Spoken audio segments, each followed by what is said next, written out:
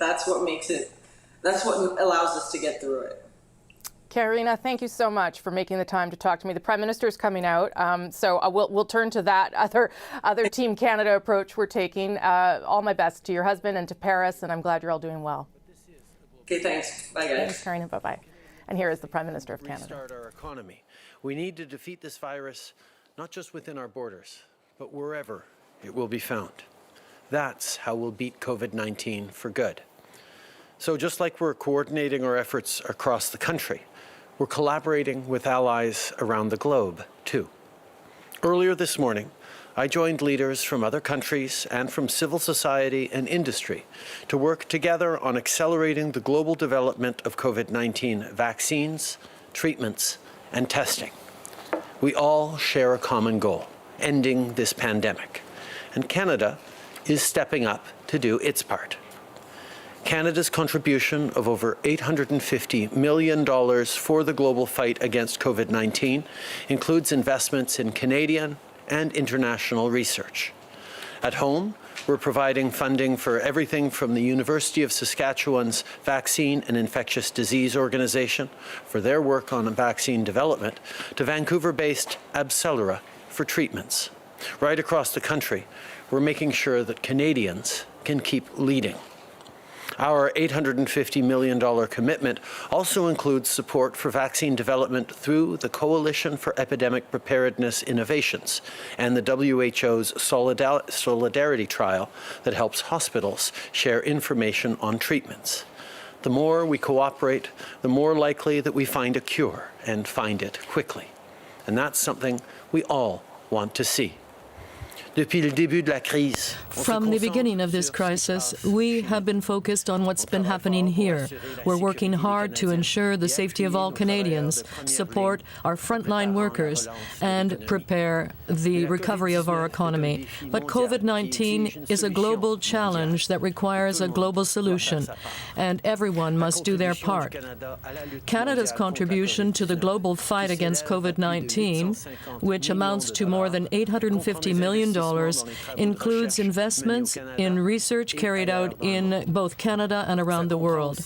It also includes the development of a vaccine through the Coalition for Epidemic Preparedness Innovations and the WHO's Solidarity Trial. By working all together on these issues, we are maximizing our opportunities to find a solution more quickly. And that's what all countries and all citizens of the world would like to see. COVID-19 is an unprecedented challenge, but it's not the first time that Canadians have been called to do their part. Over the past generations, Canadians have time and time again stepped up in defense of our shared future. This week marks the 75th anniversary of the liberation of the Netherlands and a Victory in Europe Day. From the fall of 1944 to the spring of '45, thousands of Canadians pushed back the occupying forces, road by road, town by town. They fought, and many died, to defend the values that we hold dear: peace and democracy, the rule of law, and human rights. And today, 75 years later, we remember their courage and their sacrifice. Earlier this morning, I spoke with Mark Rutte, the Prime Minister of the Netherlands. We talked about the close, lasting bonds of friendship that exist between our two countries. We talked about how we collaborated together in years past, standing for our values, fighting side by side, and how we're doing that again today in this global crisis, in friendship and in solidarity. So today, I ask all Canadians to join me and our friends and allies in the Netherlands at 2 p.m. Eastern Time to observe 2 minutes of silence in honor of our veterans. As we pause, let's reflect on how each of us can live up to their example. Maybe you'll do your part by staying home to protect our healthcare workers. Maybe you'll bring groceries to an elderly neighbor or make a donation to a food bank, or simply make the effort of sending a postcard to a veteran to thank them for their service. With your actions, you're contributing to your community and demonstrating that Canadians, time and time again, will continue to step up. I know the weather's getting nicer, but we still need to be extremely careful. And not just for our seniors, but for everyone around us. So don't go out unless you absolutely have to. And if you do, keep 2 meters apart from each other. Cette semaine marque le 75e anniversaire de la libération des Pays-Bas et du jour de la victoire en Europe. And the Victory in De Europe l'automne Day. 1944 From au the fall of printemps 1944 to the des spring of milliers de Canadiens ont 1945, repoussé les forces thousands of d'occupation, Canadians fought un back the village à la fois. occupation forces, one town at a time. They fought and gave their lives to defend the values that we hold dear. And today, 75 years later, we remember their courage and their sacrifice. At 2 p.m. Eastern Time, I am asking all Canadians to join me to observe 2 minutes of silence in honor of all our veterans. During those 2 minutes, let us all think of how we can follow their example. Perhaps you're going to do your share by staying home to protect our healthcare workers, or making a donation to a food bank, or writing a postcard to a veteran to thank them. Each of us can help our community. But whatever you decide to do continue to stay home and keep a distance of 2 meters between you and others. Thank you. Thank you, Prime Minister. We'll now go to the phone for questions. Just a reminder, 1 question, 1 follow-up. Operator. Thank you. Merci. First question, Kate Belangaro, Bloomberg, line open. Hello, Prime Minister. We've heard from Canadian Airlines that the government is studying what is happening elsewhere to help the sector, and they're getting a lot of aid in other countries, and they are direct competitors of the Canadian industry. So I'm wondering, what exactly is your government looking at to help the airline sector beyond the wage subsidy, and why is it taking so long to roll this out? We have in Canada a very strong airline sector, and we need to continue to have a strong airline sector once this is all done. So, of course, we're looking very carefully at how to support industries like that are so important to Canada and to Canadians. But one of the key things that we were able to do right off the bat, which helped massively in the airline sector and elsewhere, was move forward on the CERB and the wage subsidy. Ensuring that Canadians can continue to keep their jobs even as they stay home, that they continue to have that link to their employers, is going to allow our economy to come back stronger and the damage done by this COVID-19 pandemic to be minimized. We will have more to say about sectoral supports in the future, but for now, the support that we've given to workers right across the country is making a very real difference.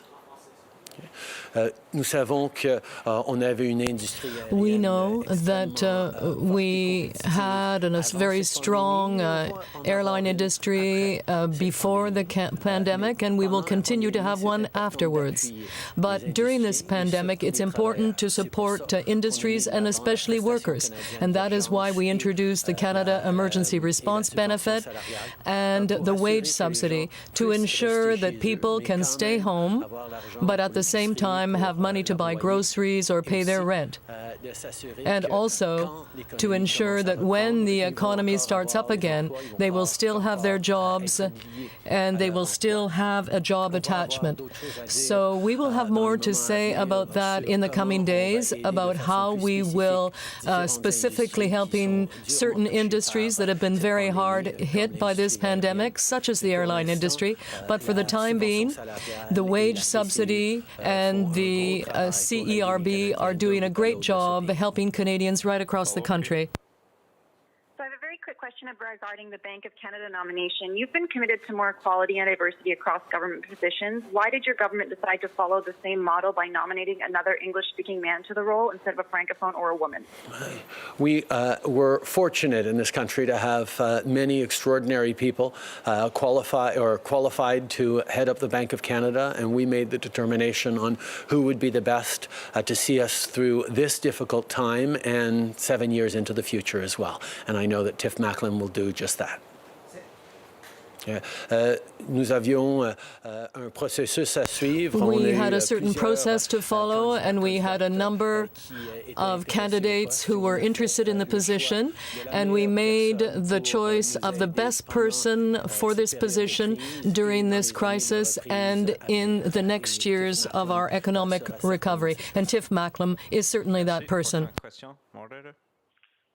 Thank you. Merci. Next question, Laura Osman, the Canadian Press. Line open. Good morning, Prime Minister.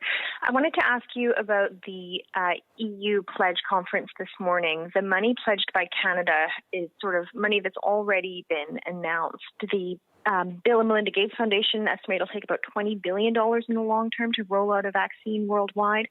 So why is it that Canada is not bringing more money to the table? And has Canada been asked to pledge more in the coming days and weeks? The pledging conference this morning was a beginning. It was a recognition that many countries are already stepping up in developing research and science towards a global vaccine. Canada has made significant investments, as you've highlighted, in our scientists and researchers who are world-class and who are contributing to finding solutions not just for Canadians, but for the entire world.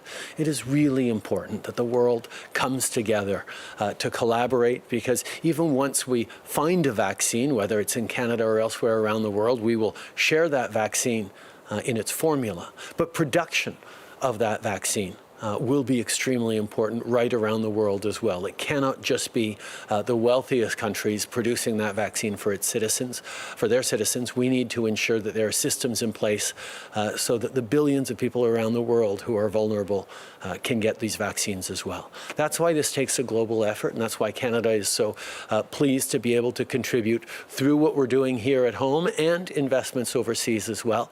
And there will be more to come as the world grapples with this pandemic. Okay. We know that, yes, we have some of the best scientists here in Canada who are conducting incredible research to develop a vaccine. But there are also global efforts that are required.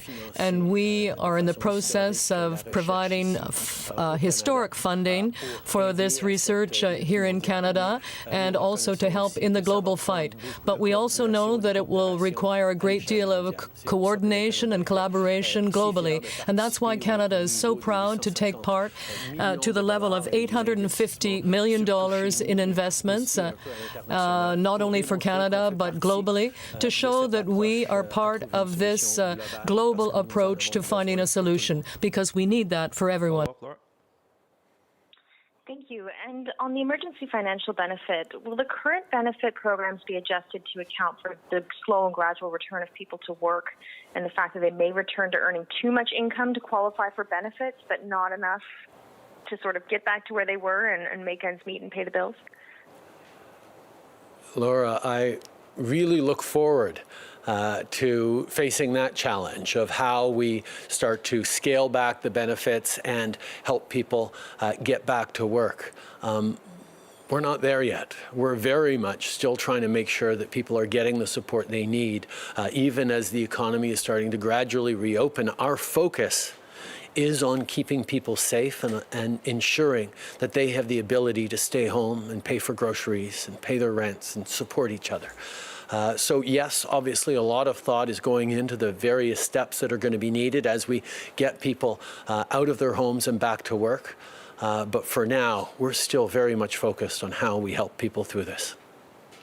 Thank you. Next question, operator. Thank you. Merci. Prochaine question, Raymond Filion, TVA, à vous. Good morning, Prime Minister. Along the same lines, the wage subsidy is for 12 weeks. And do you intend to extend that program? Well, I believe there's a great deal of reflection that has to go on with respect to the next steps. We know that at some point people will be returning to work, but in what industry and what region, and how are we going to manage that transition between between the support we're currently providing people and what happens when they go back to work. So that's something we have to think deeply about. But for now, we're focused on helping people while the economy is closed. And these issues regarding reopening and a gradual return to work will need to be the object of many discussions with the provinces and various industries and within government. Follow-up? Now, in an interview yesterday, you said that in hindsight, maybe your government should have done some things differently. Could you tell us exactly which things you should have done differently? Well, certainly in an unprecedented crisis such as this, we are doing the best we possibly could. Now, are there things we could have done differently? Certainly. And I know that after all of this is over, there will be people making recommendations and checking things and looking at how we can be better prepared the next time, if there is a next time. But for the time being, my priority is what I need to do today and tomorrow to help Canadians, to protect people, and to ensure that we can get through this properly. I don't spend a lot of time looking in the rearview mirror. I'm looking at what we need to do now and in the coming weeks. And we'll take one more question on the phone, please. Operator? Thank you. Merci. Prochaine question, Hélène Buzetti, Le Devoir. À vous. Good morning, Mr. Trudeau. I'd like to come back to your announcement on Friday about firearms. Now, there was some vagueness as to what would happen to people who still owned illegal firearms. Now, what is your preference? What is the explanation you can give in terms of allowing those firearms to remain in circulation even though they're prohibited? Now, that's a very good question. Now, our announcement last week was that we would prohibit the sale and use and transfer of assault-style weapons. That is a major step forward in terms of more stringent gun control in Canada, and we're very happy to be able to do that. We promised that during the election, and now we've delivered. Now, in terms of the next steps, as you say, we have to figure out exactly how this should work, how the buyback program should be established, what specific measures, such as grandfathering, should work if we do that. So we'll be looking at a lot of different factors. We'll be talking to the different parties, and we'll also be looking at what has proved to be effective as a system and reasonable, and what will protect citizens best. So this will all be part of discussions we'll have in Parliament and with the different groups that are preoccupied by this, and we will find the right answers for Canada. Yes, but am I to understand, because you talked about the opposition parties, am I understanding that you're not sure that you will get the support of at least one party in the House on this buyback program? Or is it a question of there being too many in circulation and this costing the government too much? Well, I think there are a lot of factors that have to be reviewed. For me, it's not really a question of cost. The safety of Canadians is my absolute priority, and we'll do whatever is necessary. Now, we are in a minority parliament, and we must work with the other parties. And I know that the Bloc Québécois and the New Democratic Party have a perspective that is very close to our own when it comes to stricter gun control. And I'm quite convinced that we'll be able to work together and collaborate to find the best way forward. Important legislation on we brought forward important measures on banning the sale, the purchase, and the use of military-style assault weapons in this country. This is a significant step towards more gun control in this country, and a very important one. But there are many other steps to take, and there are many details to be worked out on exactly how the buyback program will work, whether and what sort of grandfathering there might be. These are things that we will be working on as we move forward towards legislation. We will have to work with other parties in the House, not just because we want to establish a strong consensus, but because in a minority parliament, it is necessary to get the support of other parties. And I know that both the Bloc Québécois and the NDP are very strong, aligned with us in wanting more and better gun control. And we're going to work together, and I'm sure we're going to be able to get the right balance for Canadians to keep people safe in their communities as we move forward. Bonjour, Monsieur Trudeau. Christian Noël, Christian Noël, Radio-Canada. Good morning, Mr. Trudeau. The budget is normally tabled in March, and now it's May. Is it your intention to introduce a budget or an economic statement before June? Where are you in your reflection on that, and is it absolutely necessary? Well, at this point in time, we are investing in helping Canadians through billions of dollars going out to them because of this pandemic. And at every briefing and every time the ministers come together in their noon conferences, we talk about what we're doing and what we're seeing happening in the coming weeks and what we continue to focus on. And we will continue to be open and transparent at every step. In terms of a budget, normally, the budget presents projections of what's going to happen in the coming year and the actions we intend to take as a government. But now we're in a period of tremendous uncertainty as to what exactly will happen next week or 3 months from now. So we will continue to try and be open and transparent, both with the measures we present and our projections for the economy. And we will find ways to share that information. But we are not yet able to determine the best way of going forward, whether it should be an economic statement or a budget, or whether there's another way to share more information with Canadians as to what we're seeing in the coming months. We have been extremely transparent with Canadians about the investments we're making in this unprecedented times, whether it's the billions of dollars in support for Canadian families across the country or measures that we're moving forward with to support small businesses.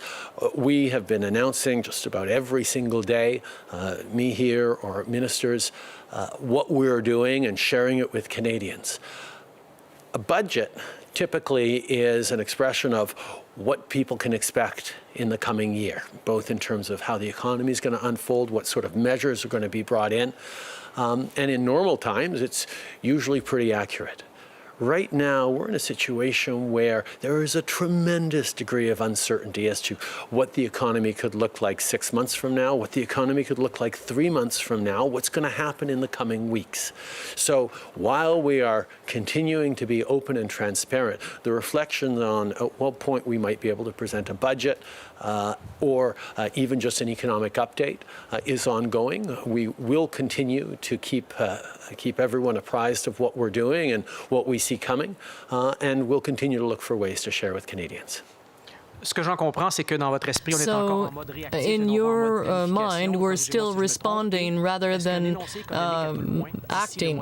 So do you think it's completely ruled out, the presentation of a budget between now and June? No, it's not ruled out, of course. We want to be able to give Canadians confidence that we have a plan to respond and meet this challenge. So right from the start, we have been reacting, responding to the situation we find ourselves in, which is quite unprecedented. And at the same time, we're looking forward towards the economic recovery and how we can position Canada to come out of this as best possible. The investments we've made in supporting small businesses and workers in order to ensure that people keep their job attachment, even if they stay home.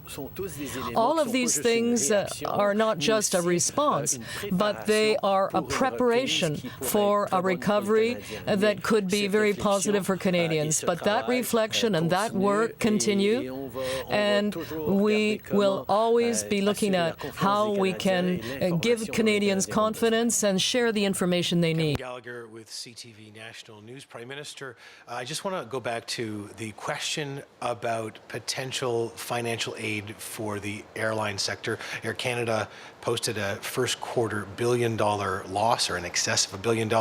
I just want you to clarify in your answer. It seemed that are bailouts for affected industries that have been especially hard hit during this pandemic off the table? Is there any possibility outside of the programs you've already announced? We moved forward very quickly on supports for workers through the Canada Emergency Response Benefit and through the Canada Emergency Wage Subsidy, which is being taken up by companies large and small across the country, including airlines, who see this as a real way of making sure that when life starts to return to normal, they are able to get their employees back to work very quickly. This was the emergency priority that we had as a government to ensure that Canadians from coast to coast to coast would be okay to be able to stay at home, to be able to buy their groceries and support their families and pay their rents and do the things that would allow us to stay safe. But we recognize that companies large and small in various sectors across this country are particularly hard hit by COVID-19. I think of the airline industry, I think of the tourism sector, I think of the energy sector, and other significant sectors that will require more support on that. We will be looking at sectoral supports. We will be making announcements on that in the coming days or week. It is something we have to get right, but we will be looking at measures to ensure that some of our most important sectors for the Canadian economy continue to stay strong through this pandemic and mostly beyond it. There's a great deal of concern from employees at the Cargill meat processing plant in High River, Alberta, that are going back to work now after the plant was shut down because of the death and multiple cases there for COVID-19. You said last week that your top priority is ensuring worker safety. These workers don't feel safe. What more can the federal government do in terms of inspecting food processing plants to ensure the utmost safety during this time? We're working with provinces across the country to ensure that the supply chain for agriculture continues. And that worker safety is upheld. Though that is a provincial area of responsibility, but the federal government has a role to play as well, particularly around ensuring that there are adequate safeguards and PPEs in place. One will remember that the CFIB, Canadian Food Inspectors, are designed to inspect the food for safety, are ensuring that the way meat is handled, the way vegetables are processed is not putting Canadian safety at risk. The responsibility for the protection of the workers in that place is not the primary, or hasn't been the primary responsibility of the CFIB.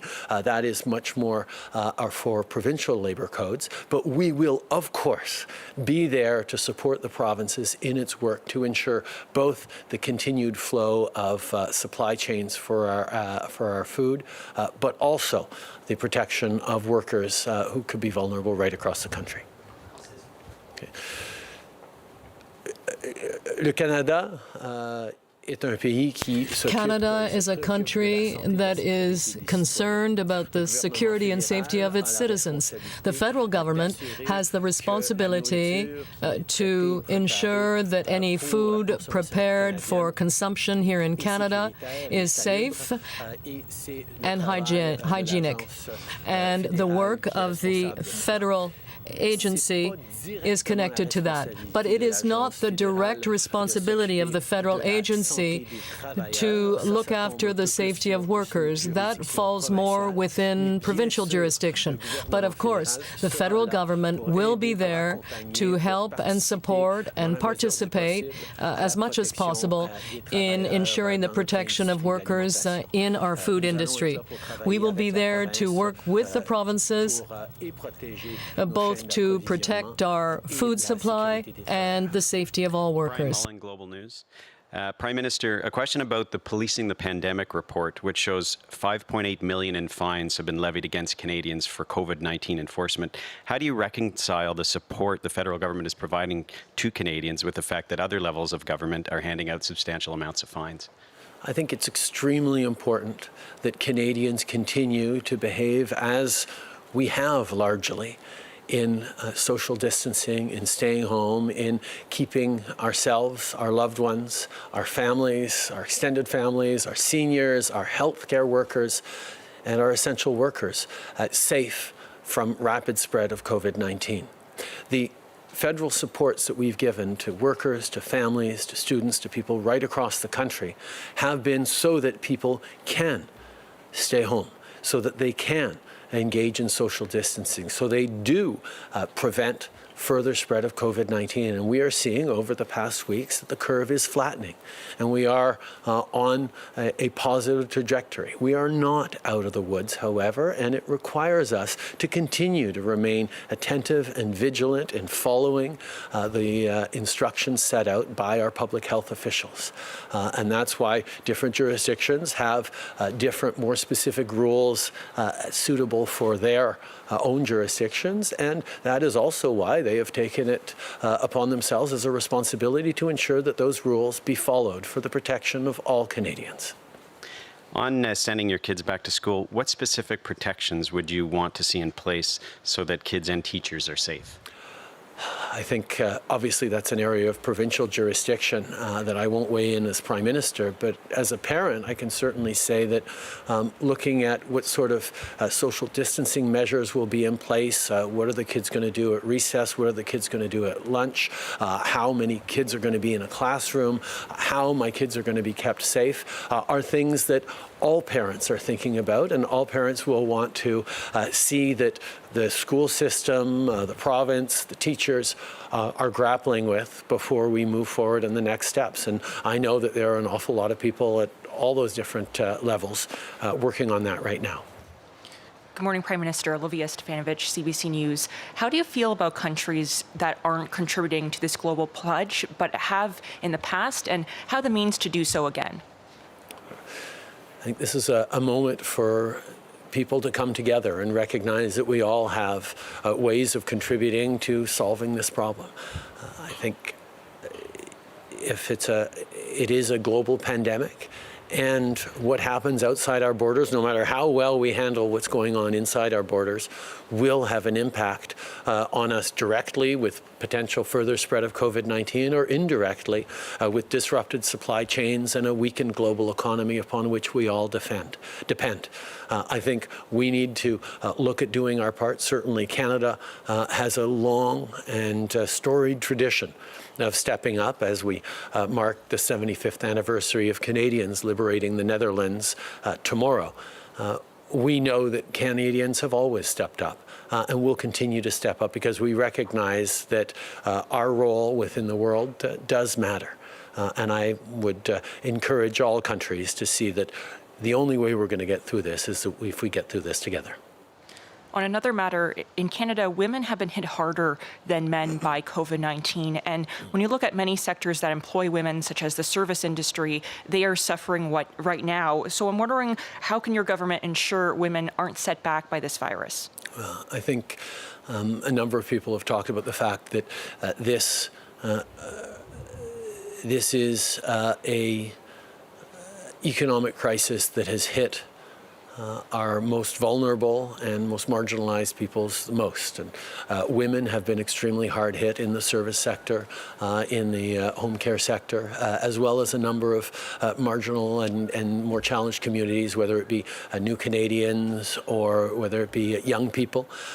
We need to make sure, and that's why as a government we've moved forward on protecting vulnerable people with the Canada Emergency Response Benefit, with extra help for charitable organizations and networks that are there to work for each other. One of the things that has been a real preoccupation for this government is when we tell people to stay home, to stay safe, and their home isn't safe, what do?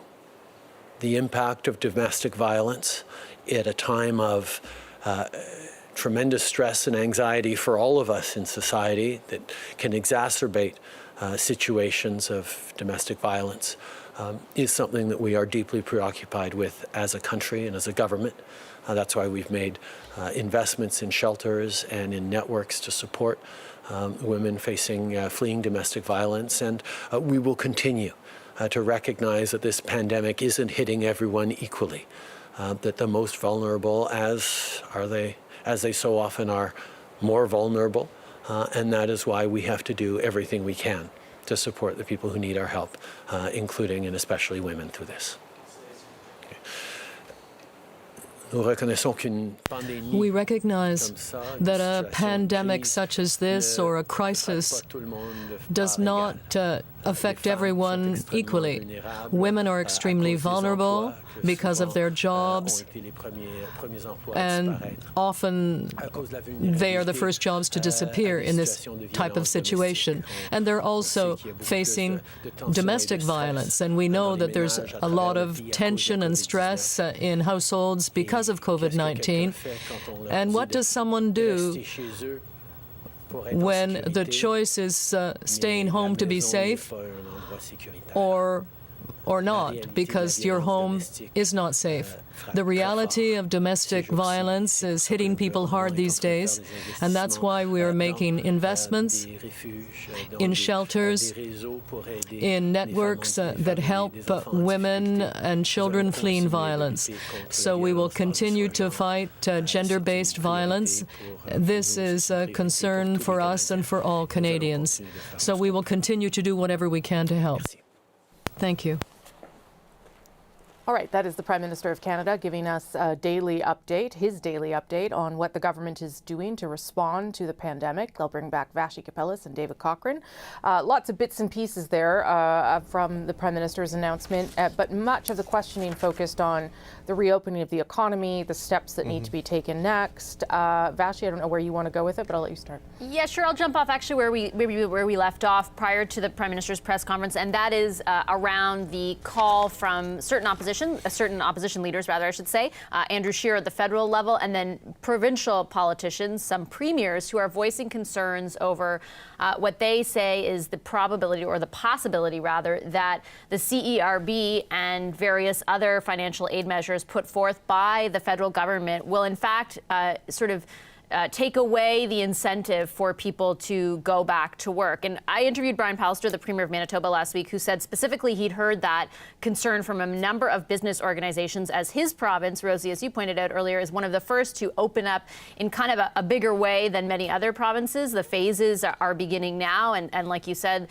even patios at half capacity will be open eventually in various retail locations and things like that. And he had been hearing from those business owners that they were concerned about their ability to rehire people who were already benefiting from some kind of financial aid from the government. That question was put to the Prime Minister, and he was pretty explicit in saying, quote unquote, we're not there yet. So the idea of weaning down those programs or getting off those programs, he says, is not something at this moment that I guess he is in the midst of figuring out how to do. Or he said attention was being paid to it and they're talking about it, but it's not time for that right now. I think there's sort of two things to take away from this. The first is, I think it'll be interesting for people to put forward some evidence that that is the case first before we can ascertain whether or not that is a problem. I think it's true that there are concerns from businesses about how they're going to reopen. Those concerns involve rehiring people. They involve having the right personal protective equipment, knowing that there's going to be some sort of immunity. I mean, there's a whole host of concerns from businesses and very valid concerns about how they're supposed to open in the coming weeks and the coming months. On the flip side, the Prime Minister was then asked, okay, if now's not the time, are you going to extend a lot of these programs? Because the other part of this is so many of the financial aid programs that have been put forth, wages, for example, the subsidies for up to 3 months, the commercial rent program, which isn't even in effect yet, ends on June 1st. Like, it's for the rent on April, May, and June. And the CERB is for 4 months as well. So we're getting to a point where we're in this odd sort of space where it's not the worst part of everything. Everything's shut down, but we're also not on the other end of things. We're somewhere in the middle, and that middle ground is going to last a while. And I think that there are very genuine questions for the federal government about what these programs look like going forward. Do they stay the same? Are they extended? Is there some sort of quote unquote weaning off process or fettering down of it?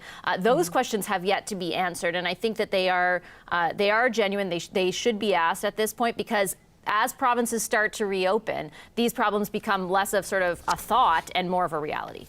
Yeah, those are all really good points. It's also important to remember, though, that every province is at a different space, as you said. Yeah. So just shutting down the CERB right now, would have an impact on places where you wouldn't want it to. So it's a tough one to figure out for sure. David, I'm not sure if you want to jump in there too. Yeah, to build on what Vashi was talking about there in terms of the middle point we are with these support programs. And Andrew Scheer had an interesting and positive suggestion earlier when he said you could make changes to things like the CERB to allow people to make more than $1,000 a month and have some gradual reduction in the benefit, but still come out ahead. Because right now, one of the problems with is you can make up to $1,000 and qualify for these aid packages. If you make $1,010, you lose the $2,000 in the CERB. So that becomes a disincentive to work over a certain amount, and I guess you need to assess how that then interacts with the wage subsidy program, where you can be rehired and have the wages subsidized, and whether that's not more beneficial. So it's the push-pull of these programs that needs to sort of be resolved as various institutions move towards reopening in various provincial jurisdictions. But the Prime Minister said he was looking forward to that moment when you can start the scaling back. I think we all are looking forward to that moment, but definitely not there yet. I mean, there's still larger things that they need to resolve. I mean, there is a legitimate question of whether they're going to have to expand the wage subsidy, extend CERB, because while things might get better, say, in New Brunswick, where there are no active reported cases right now, Quebec still has a long way to go. So things could vary from jurisdiction to jurisdiction. But also, Rosie, he said, in days or weeks, we will see specific sectoral packages. Yes. This is something people have been waiting on for a while. The energy sector, the airline sector, the hospitality tourism sector.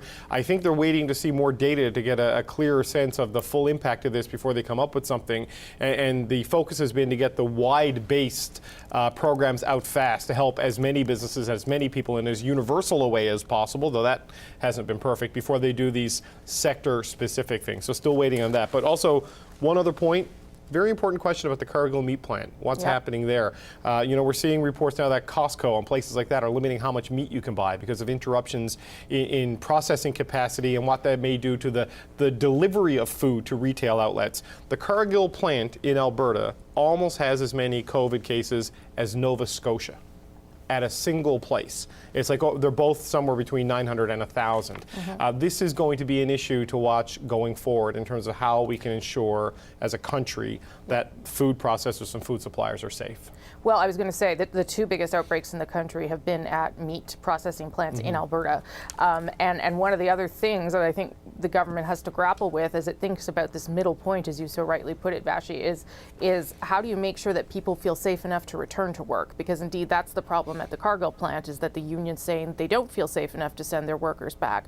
So if you have someone who wants to come off the CERB and go back to work but doesn't feel well equipped, then what do you do? How do you navigate that? You want to make sure that everybody feels safe at work and that they have the financial capacity to stay home if they need. 30 seconds, Vashi, sorry. Yeah, and that's not an easy problem to solve, and especially on whether or not businesses feel equipped to reopen and people feel personally safe to re-enter those businesses. Sure. There is a whole other conversation and set of questions for the federal government on personal protective equipment, and actually questions for the provincial government too, because it's almost shared jurisdiction at this point. But we are hearing from a number of, again, business owners who are unsure that they have the equipment they need to be able to reopen their business. And so, again, like I said, more questions for the feds on that. Okay, both of you, thank you very much for your special coverage here today. Appreciate it. We'll talk in just a moment. But we will leave things here now on CBC television. If you want to continue watching the federal briefing with cabinet ministers and public health officials, you can catch that on CBC News Network and, of course, streaming wherever you are on cbc.ca. I am Rosemary Barton here in the nation's capital. We'll see you back here tomorrow. Thanks for watching.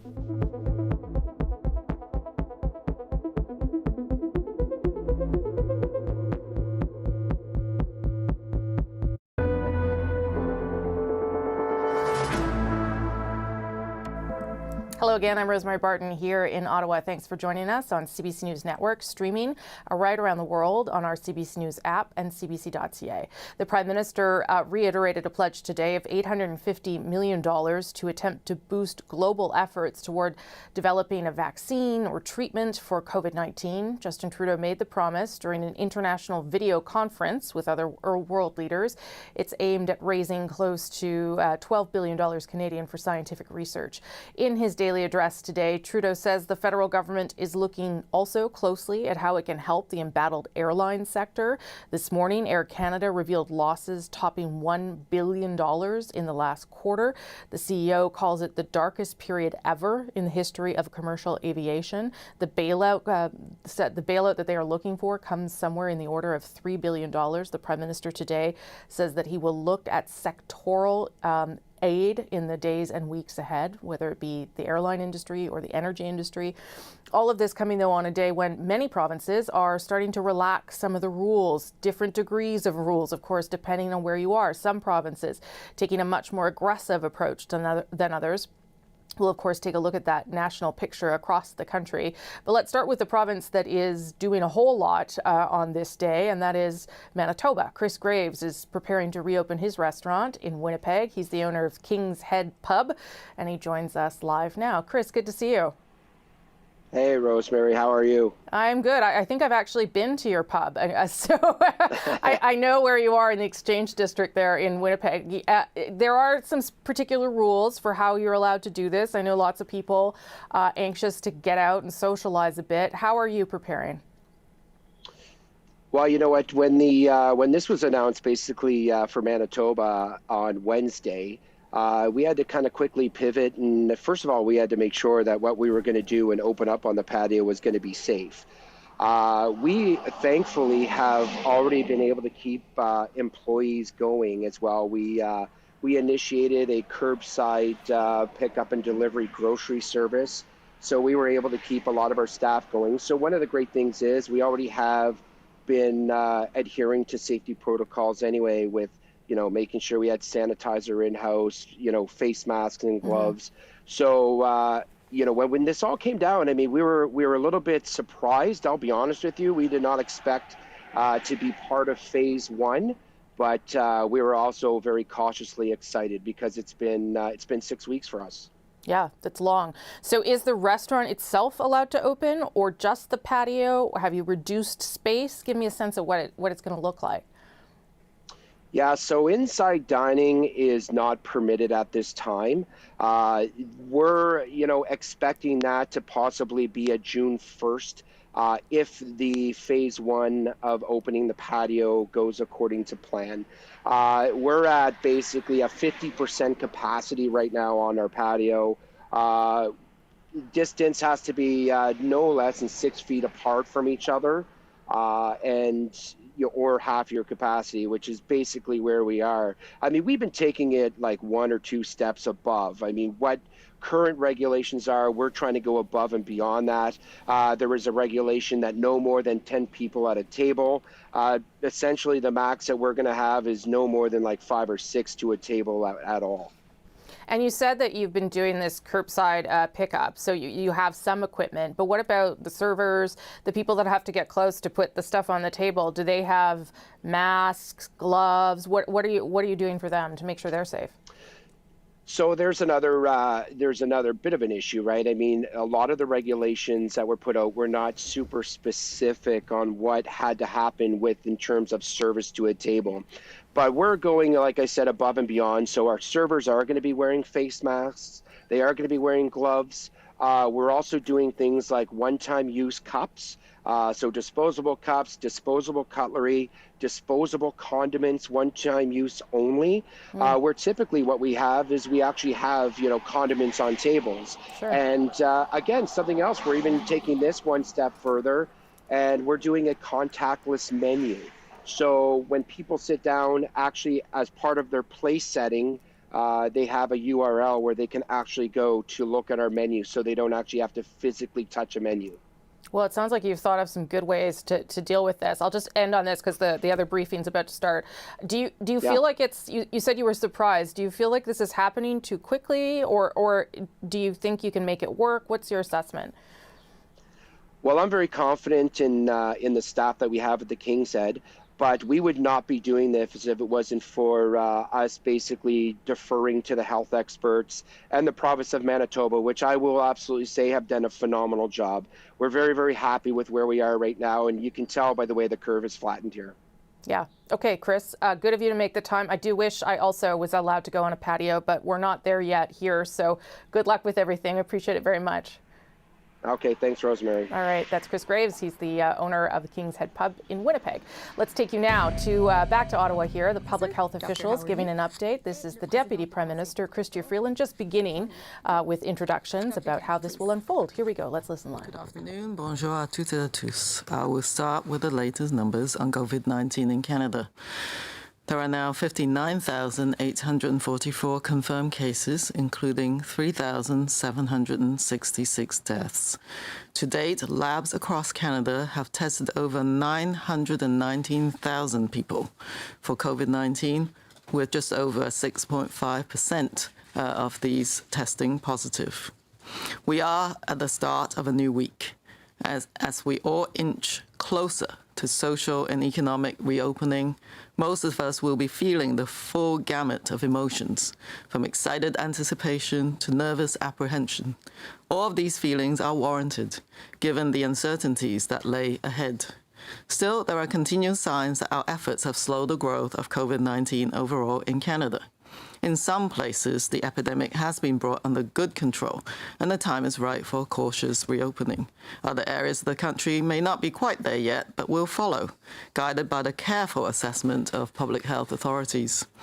During these many weeks, public health tools have helped us to tackle COVID-19 spread, buying us time to protect and bolster our healthcare capacity, ramp up research, and increase capacity for testing and tracing. Going forward, adapting these tools will be a big part of managing COVID-19 for the months ahead. No matter where we live, living with COVID-19 is something we all need to reconcile with. This means physical distancing, hand hygiene, and cough etiquette must continue everywhere. And although we'll be getting out of our homes more and more, it will be vitally important that at the slightest sign of symptoms, we stay home to save lives. Working while sick can no longer be a thing. As we move through the weeks ahead, let's not forget we are all in this together, and we'll work our way through it with good science, strong evidence, careful steps, and a shared goal to succeed despite the hardships. Together, we can do hard things. Today is May the 4th, so may the 4th be with us. Que la force soit avec nous. Thank you. Thank you, Dr. Tam. Dr. New, please. Merci. Bon après-midi. Thank you. Good afternoon. As usual, I'll start with the latest numbers on COVID-19 in Canada. There are now 59,844 confirmed cases, including 3,766 deaths.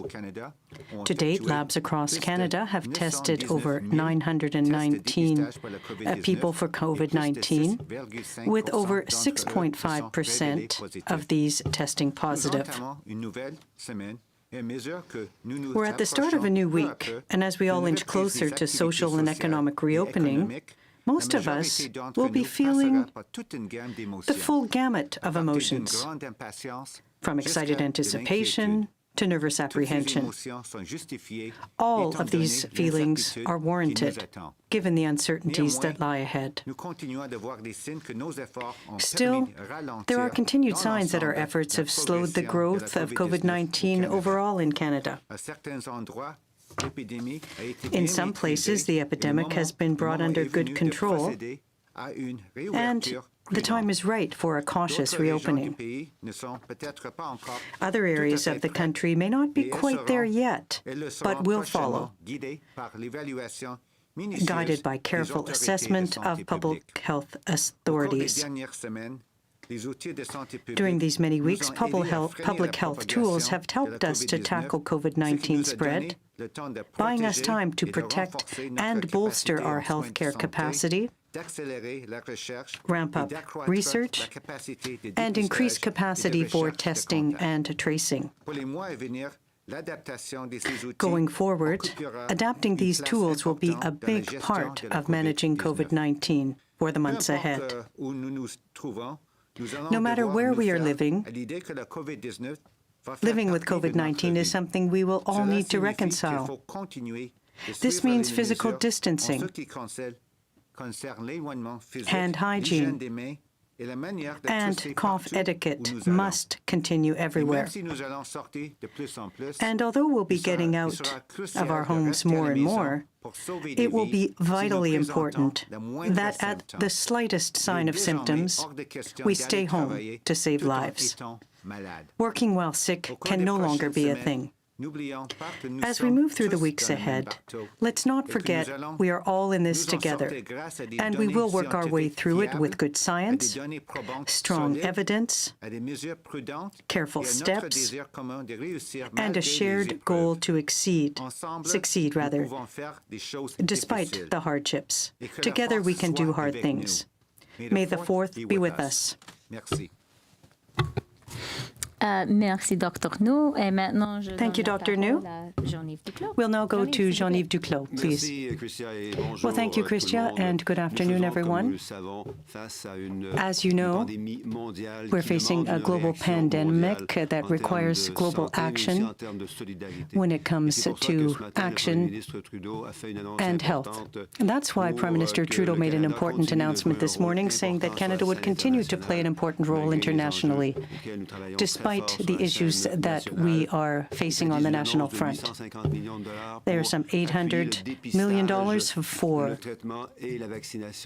testing, tracing, and vaccination in order to prepare for the production and distribution of products, treatments, vaccines that will protect us and help cure us from COVID-19. Health crisis at the international level, and that's why we also reacted, as we saw this morning, with the Prime Minister, nationally and internationally. And with the health crisis has also come an economic crisis, and I would like briefly to summarize a few of the emergency response statistics that we have seen over the last few days.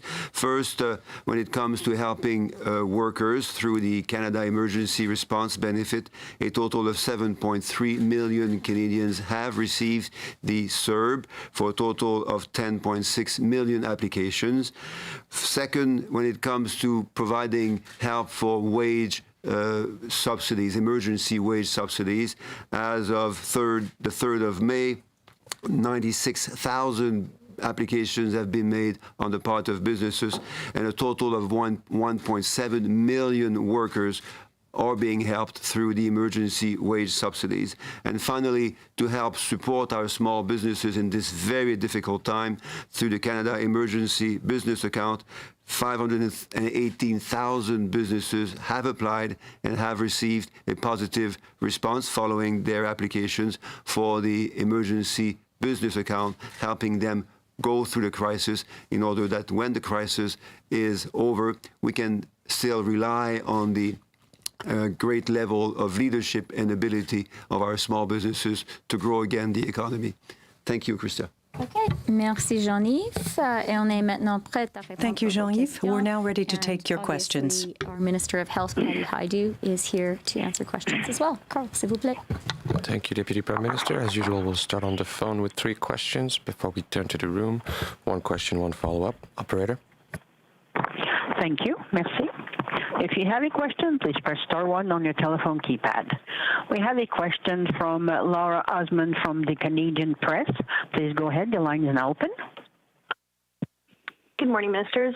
For anyone who's able to answer, the Chinese embassy says the million masks from China that the Public Health Agency said couldn't be distributed last week were held up by a contractual dispute, and it's been resolved. Are you able to elaborate at all on what happened and what the status of those masks is now? Hi, we'll have to get details back to you. I'm sorry, we don't have that technical information right now. Laura, follow-up.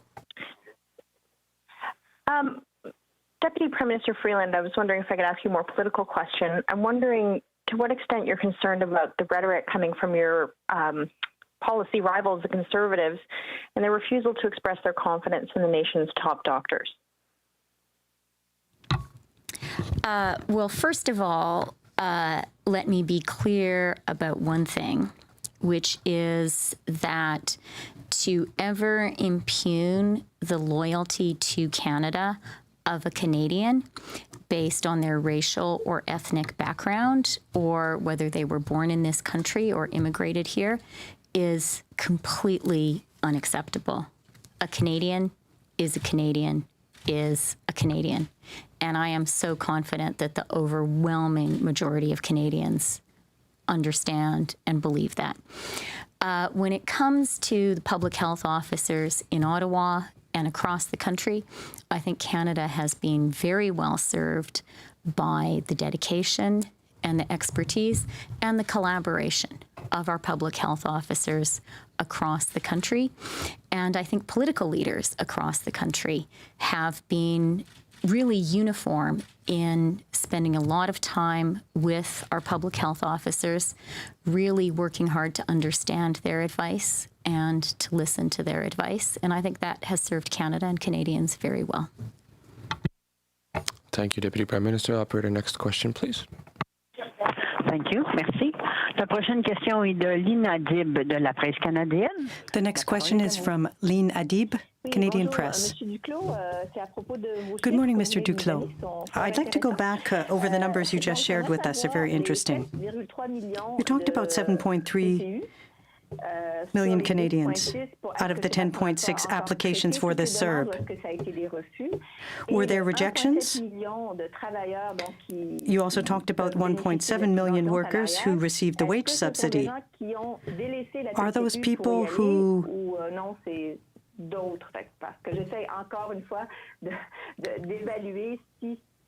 well, in fact, what I'm trying to do is see whether people are being transferred from one program to the other. Could you please give some additional details on those numbers? Well, going to the first question with respect to the emergency benefit, 7.3 million Canadians applied, made 1 or 2 applications, because the total number of applications is 10.6. And the applications that came in were approved, so the difference between the two numbers is that some people have received more than one payment. Now, as of April 11th, people could put in a new application in addition to the one that they had made initially. With respect to the wage subsidy, yes, 96,000 companies applied for salaries paid between March 15th and April 11th, so that covers 1.7 million workers. So 1.7 million workers who have no need to apply for the CERB. Follow-up question. So these aren't people who were transferred from one to the other. I had another question, a more technical one, with respect to the student emergency benefit. Now, we know that school calendars are different. In Quebec, they were supposed to be finishing in May. It'll be the end of May. So will CEGEP students, for example, receive the benefit for June, July, August? What about high school students who are heading off to university? Will they be eligible for July and August because their school year ends at the end of June? Answer. Well, to clarify, to add some clarity to the first question that you put, it all depends on the worker's circumstances. And one situation doesn't apply to all.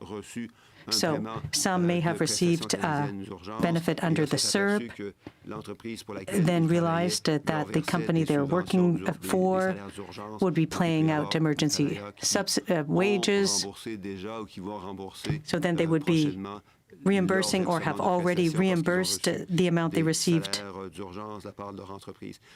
because they are now receiving the wage subsidy. Now, with respect to the benefit for students, what's important is the time when they complete or finish their studies and when they would have normally started looking for a job. So for CEGEP, for example, in Quebec, but it's different in Quebec because outside Quebec there are no CEGEPs, but once they finish their year and they would be looking for a job, that is when they would become eligible for the emergency benefit for students. With respect to secondary or high school students who have finished their year and plan to go on to post-secondary studies, now outside of Quebec, it's normally at the end of June that they would become eligible, and for university students, it is at the start of May. Thank you, Minister. We'll go to the operator for the next question. Thank you. Merci. The next question is from Lauren Gardner from Politico. Please go ahead. The line is now open. Thanks. This question is for Dr. Tam. You've talked a lot about the need for Canada to ramp up testing to 60,000 a day. And I'm wondering when you think that Canada can get to that point, and what, until then, what needs to be done to get there? So yes, so I think there's increased testing, as you've seen, day over day. So I think the common goal is to increase that.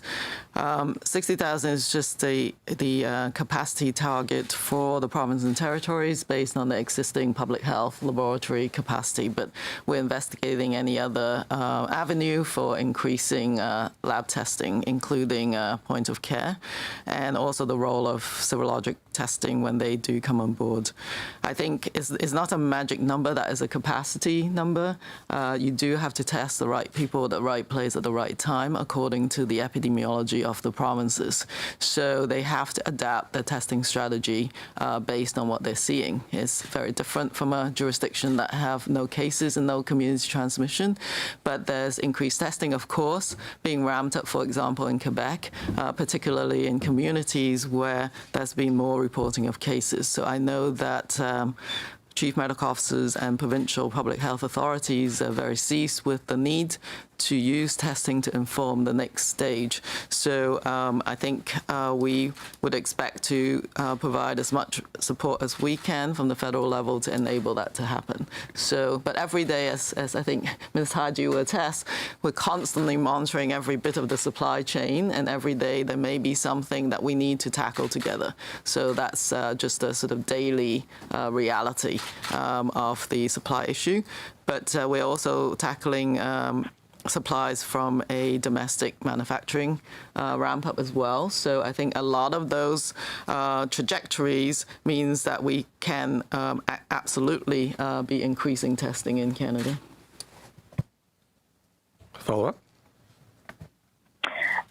Yeah, my follow-up for the Deputy Prime Minister. I'm wondering kind of what is the next stage of Canada's engagement with the U.S. on COVID-19 response, just given looking at the large caseload in the U.S. and the differences between the states on what some are doing in terms of promoting physical distancing versus moving to reopen economies, and the the impact that could have on Canada as we move further along and get further away from the immediate public health response. Do you have any thoughts about what might need to change in terms of Canada's collaboration or interactions with the U.S. on COVID? So let me just start by commenting a little bit on the premise of the question, the idea that there would be a next stage. The reality is that the Canadian relationship with the United States is so close, and there is a connection and an interdependence on so many levels that this is a relationship that we are working on literally every day, even every hour. And not only at the federal level. The premiers are very engaged, particularly in working with the governors of their border states. Mayors are involved, business peoples are involved.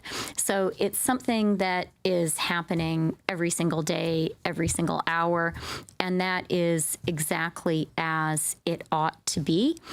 And it's a relationship when it comes to coronavirus that has a lot of different aspects to it. There is obviously the border relationship, and I think that that is working out today very well for both countries.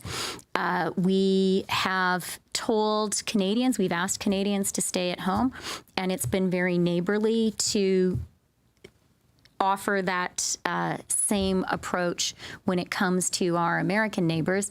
At the same time, essential travel is still happening, and that is happening really effectively. And that is so important for things like being sure that we have groceries in our grocery stores. We also have been working really effectively when it comes to the medical equipment supply chain. So this is an ongoing relationship. It is something that is a priority for any Canadian government, very much including this one, and it's going to develop as the situation with the coronavirus and on many other issues develops. Merci, Madame la Vice-Première Ministre. We'll now turn to the room, starting with Julie Van Dusen from CBC. Julie Van Dusen, CBC. I think it's for Theresa Tam or for Patty Hajdu. So President Trump says he believes that COVID-19 is the result of a horrible mistake in China, that he and Mike Pompeo have evidence that it originated in a Wuhan lab. What's the government's view? Where did it come from? How did it start? Well, I'll start and I'll turn to Dr. Tam, as she's been actively involved in monitoring the illness since it first made its appearance back in December. There will be time, obviously, and a lot of interest and importance to understand how this virus became prevalent in the human species, and I think those questions are being asked, rightfully so. Certainly, the research and scientist community is all over it and trying to understand where the virus originated from and how it's evolved and mutated since it's been present in humans. But for me, as the Minister of Health, and certainly as the Government of Canada, although those questions are important because they will help us prevent future outbreaks and understand what we can learn from this particular virus, what's even more important right now is to stay focused on Canadians' health and helping Canadians get through the outbreak that we're in now, how we flatten the curve together, and how we protect and strengthen the health and social fabric of our communities. And so that's the work that I remain focused on. Dr. Tam, did you have anything further to add about your work? Well, I don't think we've seen any specific information to say that this is a laboratory accident or release, but at the same time, we don't know the exact origins of this virus. Of course, the hypothesis is it comes from a reservoir like bats. It's very likely to have involved another animal somewhere in between the zoonotic or animal to human transmission. So that question hasn't actually been answered fully as yet. So I think there's a lot of work, including genetic analysis and more collection of animal and other data. There is international constructs with OIE, WHO, and others just to try and get to the bottom of the sort of where that zoonotic transmission occurs. So I think the natural history of the evolution of this virus will may be found in the upcoming months, but sometimes you actually might not find that until many months later. The SARS virus was the same thing. You had to sort of trace back, do a lot of sort of analysis in order to come up with a hypothesis. So I'm not sure that this is something that will be, immediately obvious, but work is continuing on that front. Okay, so I didn't hear the words wet market, so it seems that it's not 100% clear where it came from. And on a similar kind of vein, it wasn't so long ago, and I guess the question is either for Theresa Tam or Patty Hajdu. It wasn't so long ago that the government said temperature taking was not reliable. There was no reason to take people's temperatures when they came into the country. That was maybe a couple of months ago. Now, Air Canada, you won't be able to get on a plane unless you have your temperature taken, you're wearing a mask. So I guess I'm wondering, do you regret being so definitive, or is it just really hard to get your footing when it comes to this virus? Well, it's a novel virus undergoes a lot of evolution in terms of knowledge, but the more you actually understand this virus, the more you begin to know that temperature taking is not effective at all.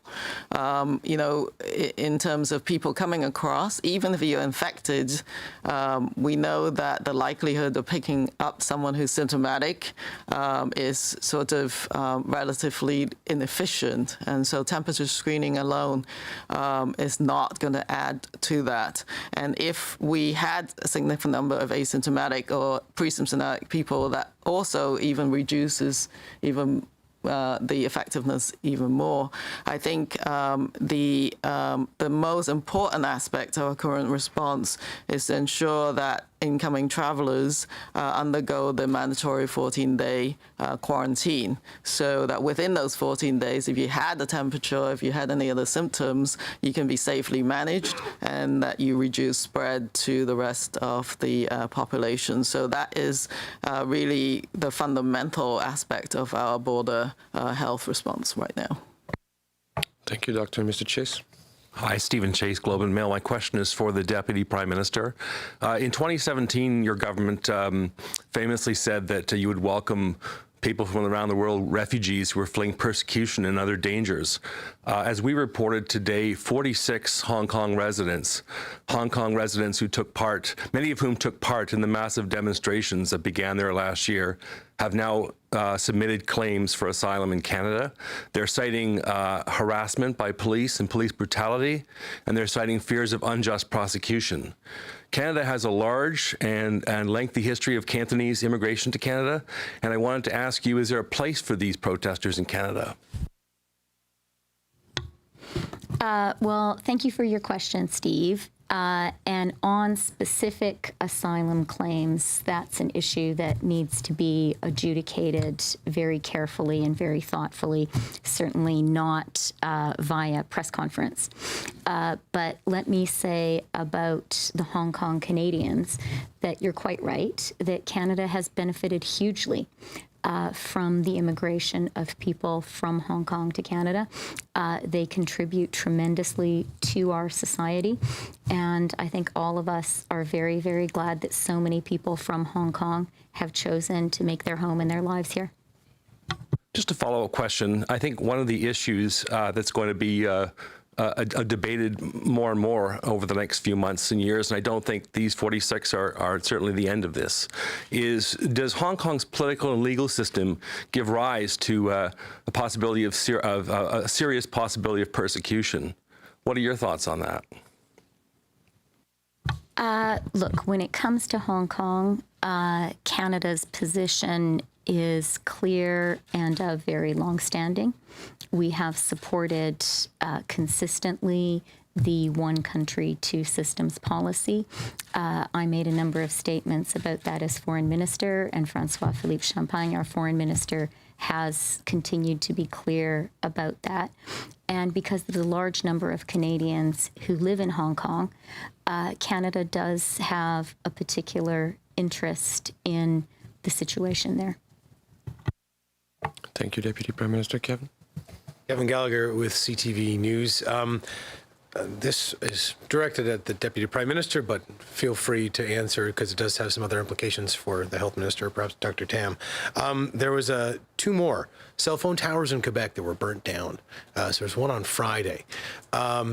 there's concern that it links back to conspiracy theory, that the coronavirus is spread through 5G networks. The question, though, is how has misinformation that we have seen throughout this pandemic hindered or presented a challenge to get out effective public health information to people about this outbreak? Well, I'll start, and then my colleagues may want to chip in as well. The incident to which you refer is, of course, regrettable, and there have been similar incidents in other countries, too. Of course, misinformation is especially dangerous at a time like this, when all of us are concerned, quite rightly, and when all of us are being asked to radically change our behaviors and radically change the way our daily lives operate. So it's a time of both heightened anxiety and tremendous change. And so disinformation can have a particularly pernicious effect. We as a government are working very hard to push back against that disinformation. I think that's why all of us are here right now. And I would like to really also recognize the very important role the provinces and public health officials in the provinces are playing in that effort. And I do also want to say, I think Canadians have been great. Canadians are really smart. Canadians are really well informed. And while inevitably there are going to be individual moments where people fall prey to disinformation, by and large, I think as a country, people are making really smart decisions. And those smart decisions, those smart, well-informed decisions are saving lives. I don't know, Patty, Teresa, do you want to add anything? Quickly say that I think it's quite normal during a period of such uncertainty and anxiety to look for answers. I think people want to know. I keep saying this. The question I hear in many different guises is, when will all this be over? You know, how did this happen, and when will all this be over? And I think they're questions that, are top of mind for Canadians as they're stuck at home, as their livelihoods have changed, as they're so many mothers that I know parenting and trying to work at the same time, fathers too. The situation has changed tremendously for people, and that uncertainty drives, I think, a quest for knowledge or a quest for understanding. How did we get here, and how do we get out?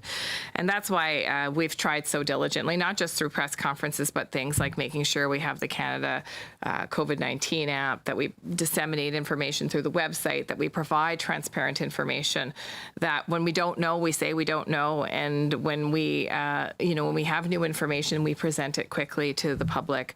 There is a whole field of communications called risk communications. Certainly, experts know that it's really important that you are available, for example, that you tell the truth, and that when you don't know the answer, you say you don't know the answer. And so we certainly try to continue to follow those principles so that Canadians can have confidence in our government, but also have confidence in what we keep saying, which is that we will get through this together as a country.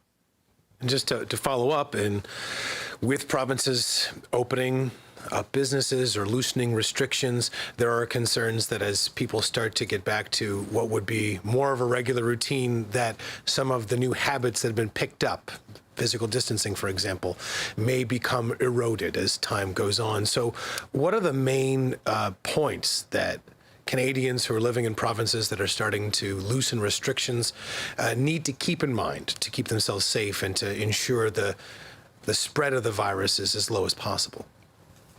Well, I think the first thing Canadians need to remember is it's not over. It is a cautious reopening in certain provinces and certain sectors, but that the new normal will have to include new ways of living, new ways of working that will protect us in this unique and difficult time.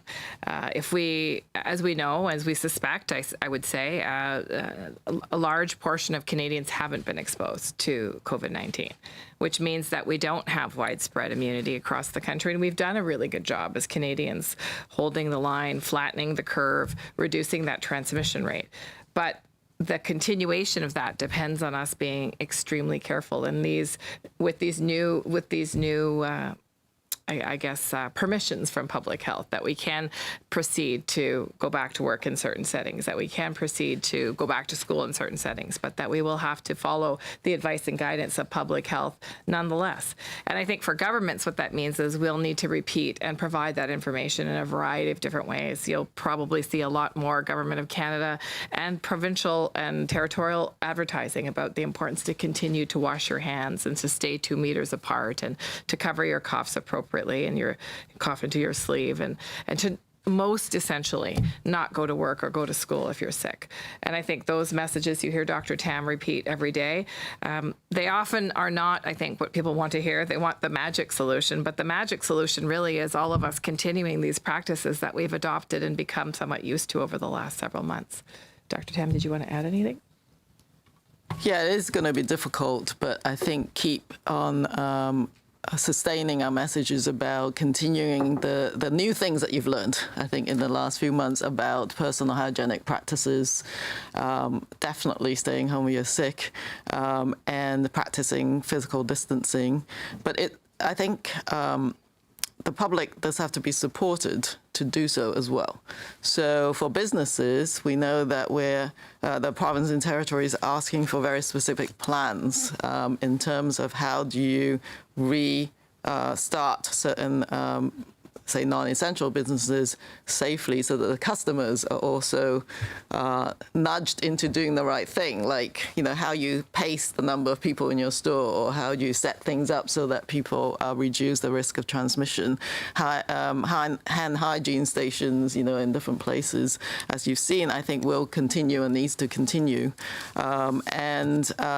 But I think a lot of the creativity and the innovation that has actually occurred in the last several months, I think really needs to be capitalized. Some of the teleworking, telemedicine, and, you know, being able to access services in different ways will, I hope, continue. You need to build on the momentum of those innovations in order to help people adjust to this living with the virus. So you'll hear us in a very boring way repeating those messages again and again. Employers, of course, need to be able to support, and governments in helping people to stay home when they're sick. That is not an easy thing to do. That's probably the most difficult habit to sever. But people have to be able to do it with the support of their workplace or their schools or the environment that they are working on. And then, of course, we know about the issues that's characterize this epidemic, which consists of supporting those most vulnerable and in high-risk settings, and those must also continue as well. But I think Canadians have so far been great, and that we, you know, with more reinforcement, they'll be able to continue to adjust and adapt. And I think it's just adapting and adjusting in a very slow way and cautious way is how public health is envisaging things.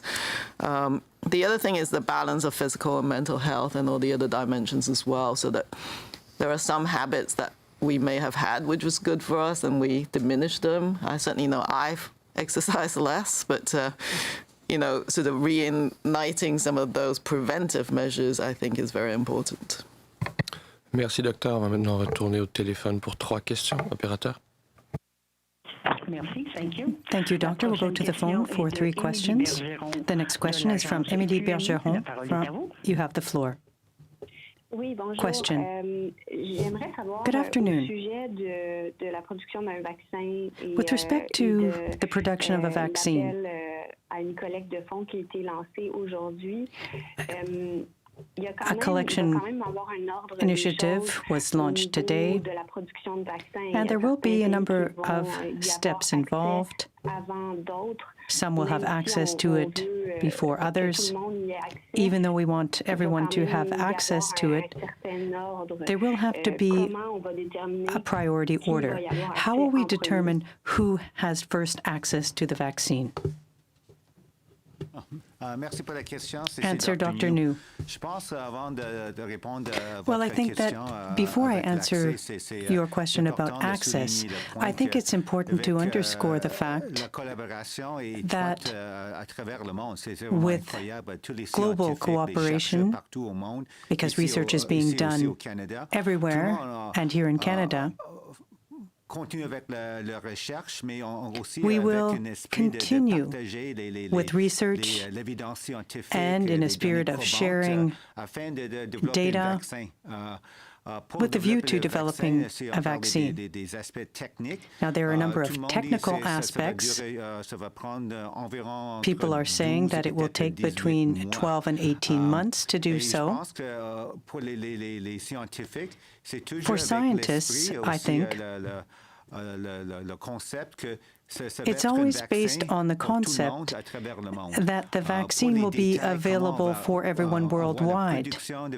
With respect to details on production, how it will be distributed, etc., those are issues that I can't answer now personally. But with good cooperation and collaboration across the world, we will come up with solutions to ensure that everyone who needs a vaccine, once we've developed a vaccine, will have access to it. Thank you. Follow-up question? Yes, I will go in English because maybe Minister Hajdu can answer about this. Once a vaccine will be found by a country or the other, or different countries together, there will be countries who will have means to produce a certain quantity of vaccines faster than others. So I know that we are not there yet, but how are we planning this? There will be countries that will have access to the vaccine before others. How will that be determined? You're right. In some ways, we're not there yet, but in other ways, we're preparing to be there for when a vaccine is created. And how we do that is, as Dr. New pointed out, we work together with countries so that the research is pooled and there's a collective, I suppose, shared ownership, if you will, of the findings of the research and the discovery of potential vaccine candidates.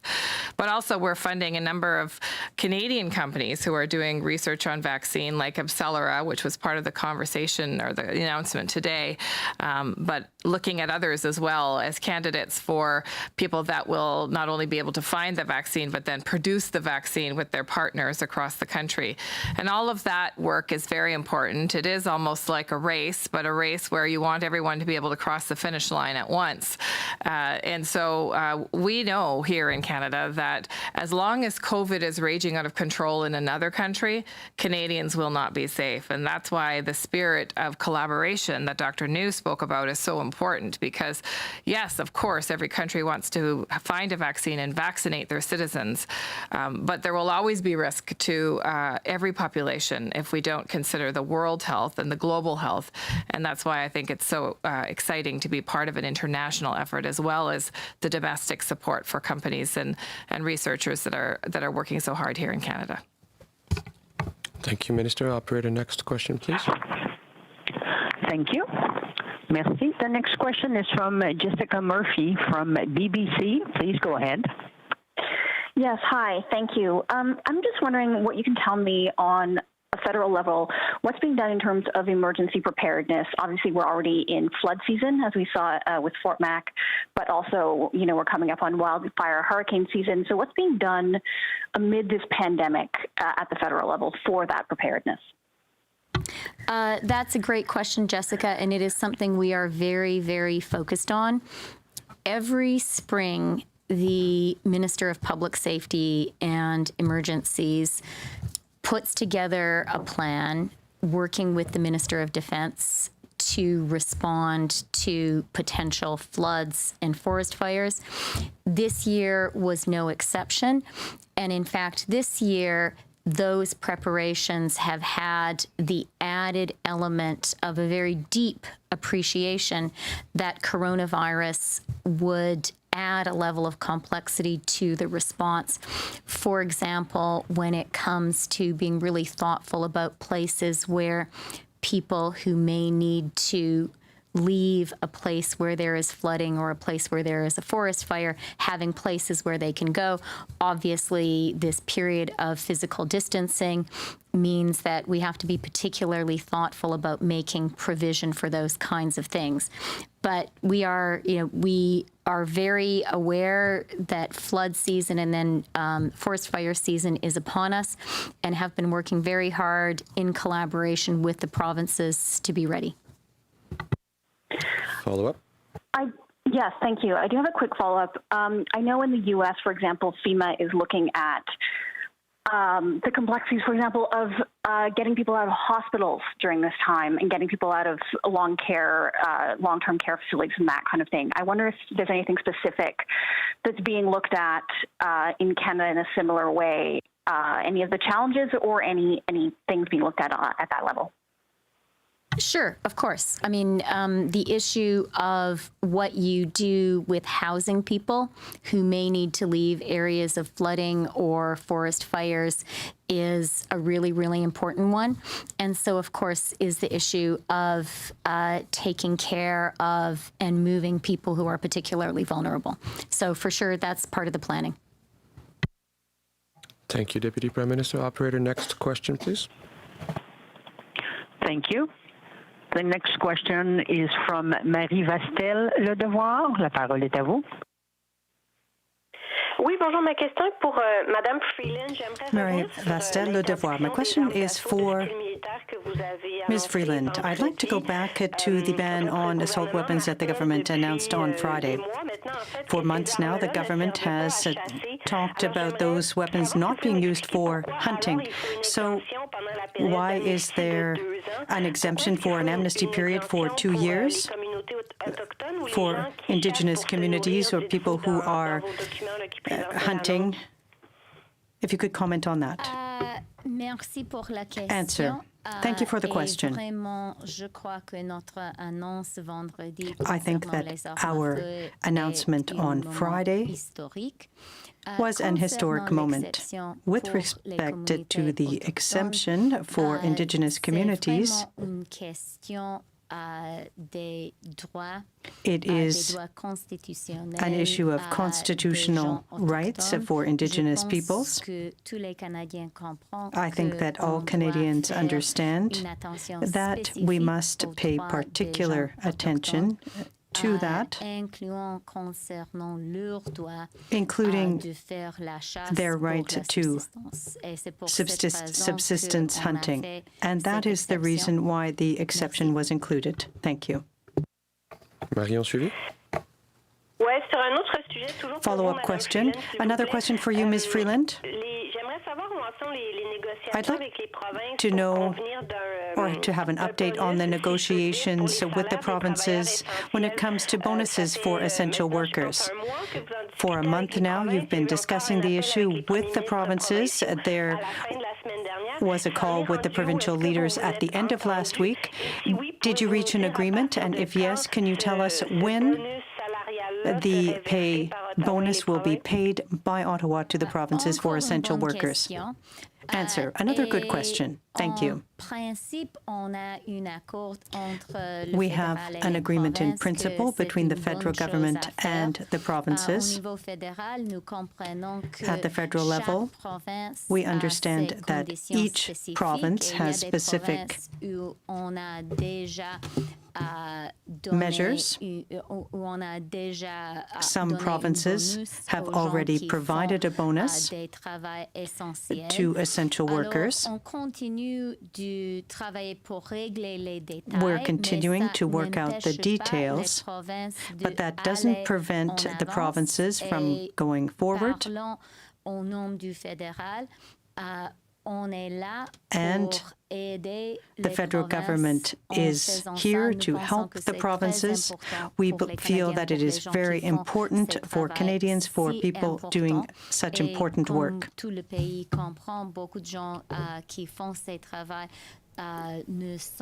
Many of the people doing these jobs are not well paid, and therefore it's very important to provide the additional support. Question. So there isn't an agreement then, if I understand what you're saying? answer.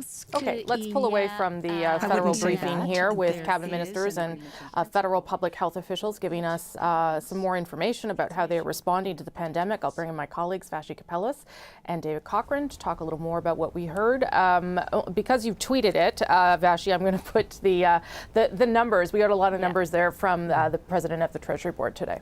Yeah, Jean-Yves Duclos laid out sort of, as we have been discussing, the need for the financial aid packages that have been put forward by the federal government, and we should say also amended as the process went along by opposition parties. But so far, let's start with the CERB. That's the program that you can get $2,000 a month for up to 4 months on. 7.3 million Canadians have so far received that. The wage subsidy, as of May 3rd, Minister Duclos said 96,000 applications made, and he calculated, and this is the first time I heard this number, but 1.7 million workers are being helped. So I imagine that's for the applications that would have already been approved. My understanding, though, is that money should start to flow to those employers this week. Those applications opened up exactly a week ago today. And then the Canadian Emergency Business Account, which is that $40,000 interest-free loan. $10,000 of it is forgivable if you pay it back by the end of next year. 518,000 businesses have applied and been approved. So that is those are huge numbers that quantify for us, I think, what anecdotally we have been hearing nonstop since the beginning of this outbreak about 6 or 7 weeks ago. And that is that the need among Canadians, both individuals and businesses alike, is immense and continues to be. But back to our question that we have been discussing, of course, what does that mean for either the continuation of these programs or the amendment of them? Will they change to better reflect that some provincial economies are reopening and need to hire people back? Or will they be extended to also reflect the fact that some provinces are not at that stage right yet? That's right. And the wage subsidy number, you're quite right. It's the first time we've really seen a picture of uptake in the number, and the government would hope that that number would go up and that there would be fewer people using the emergency benefit. And David, I think you mentioned to me earlier this morning there's going to be some labor numbers out at the end of the week too. Yeah, labor numbers coming out at the end of the week, and sort of there's a consensus among some economists you could see 4 million job losses recorded in those numbers. But go back to the math of what Vashi just went through to provide a little bit more context on it. 7.3 million getting the CERB, 1.7 million Canadians getting the wage subsidy, for a total of 9 million people that we know of on these aid programs. The Canadian workforce is 20 million people. This is 45% of the Canadian workforce that is now on some sort of federally created aid program that is just weeks old. So you can stack on top of that 45% all of the public sector workers across the country. And a gigantic percentage of the Canadian economy right now is either completely or largely reliant on a federal, provincial, or municipal government for their income right now because of the effect that this pandemic has had on private sector economic activity. I mean, it's just the world economy has gone into essentially a coma. So 45% of the workforce, it's a staggering number, is now receiving either the CERB or the wage subsidy at this point in time. Yeah, is essentially being kept alive by government aid rather than private sector money, because there isn't a very large one. Thank you both very much for your coverage. Appreciate it. You can catch Vashi tonight on her program, of course, at 5 Eastern. That's Power and Politics. And David, we'll catch him wherever he is as well. Thank you both very much. Appreciate it. The other thing that public health officials were talking a little bit about today was how we move forward as some of the economies start to reopen. One of the key messages they had there from the health minister and Dr. Tam was it's critically important to keep up the public health measures that have been in place, and that if you are sick, to stay home, that you shouldn't go back to work if you're sick in those cases. The new line, the new way of thinking about this from Dr. Tam seems to be that we have to find a way to live with COVID-19 until there's treatment or a vaccine. I'm Rosemary Barton. Our coverage continues after this short break with Andrew Nichols. I will see you back here tomorrow. Thank you for watching. Stay safe.